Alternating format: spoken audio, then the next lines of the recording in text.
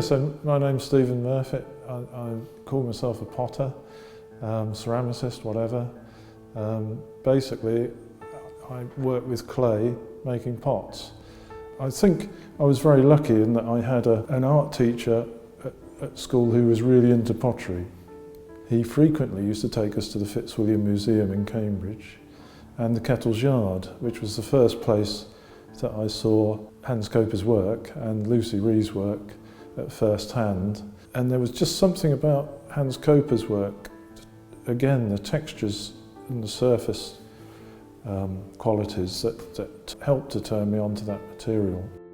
There are many methods of forming and shaping pots and ceramic forms.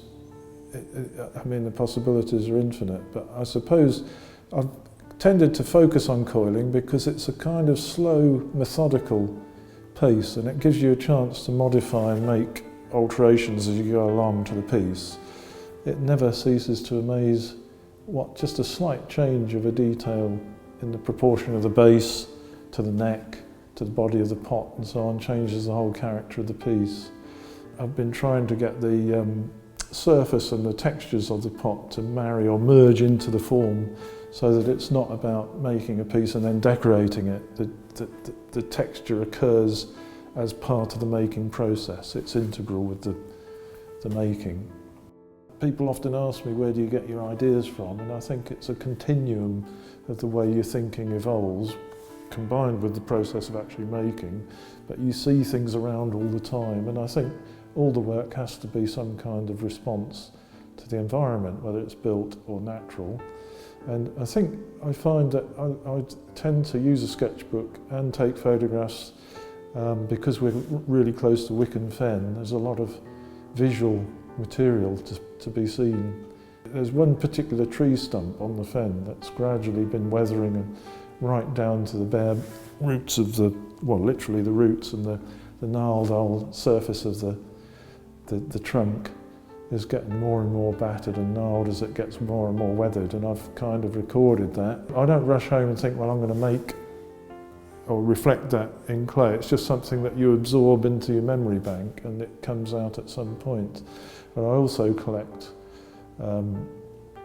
fragments and bits of shells and stuff off beaches, and I got a whole lot of stuff from a riverbed in France many years ago that I've kept and use over and over again, which has strong textures on, and the process of literally printing into clay, and that you press into a negative shape, and the recesses of which provide all sorts of interesting nooks and crannies for the glaze to melt into and run into. It's not just about pressing it into clay and saying that's an interesting texture, which it is, but I really like the process of layering, scraping, scoring, burnishing, so that it evolves and you get enough of the surface fades out to contrast with the more heavily textured areas, so that again it's a matter of deciding when enough is enough.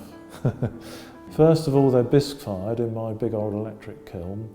With the large pieces I brush on an undercoat of glaze, and then if I want a lustered effect on the piece, I'll spray a thin coat of a lustered glaze, i.e. glaze that contains a lot of metals, on the surface. And if you put a thin coat on top of a brush coat, you can get some interesting things happen. The brush marks can come through the top glaze to create interesting textures. And that goes through a raku-firing, which the main difference with raku between other methods of firing is that you remove the pieces from the kiln while they're red hot, and the glaze has melted.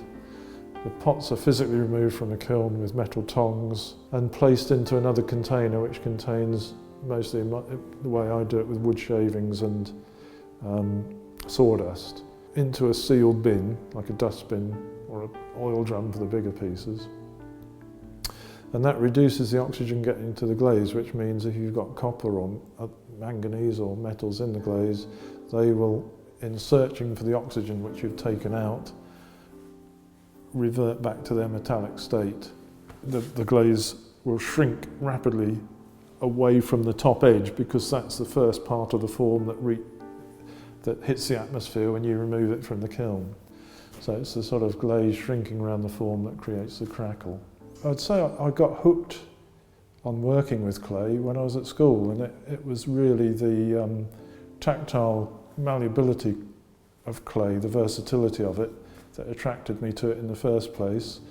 And hopefully my work is very much about the combination of the tactile, textural potential of clay combined with the form, which is a crucial element as well.